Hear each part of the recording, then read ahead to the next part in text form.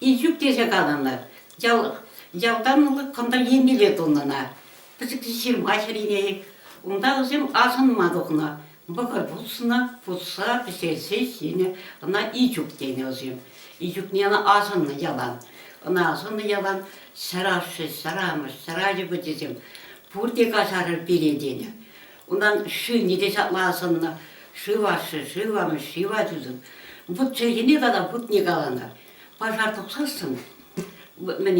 Bu taşı, bu damış. Siyden aslı başardık sarsın.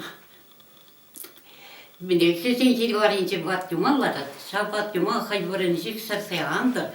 Dese şamarda yürüdü bu çineye, çazı şamarda. Hoca kalın gün pişerdi şamardan yürüdü.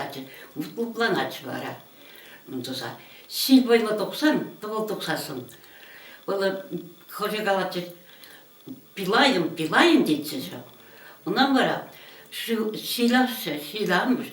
Siyden aslı nikanda çok hıvıratır bıcıra çağırır anal hasta yalasıyla güttü diyeceğim.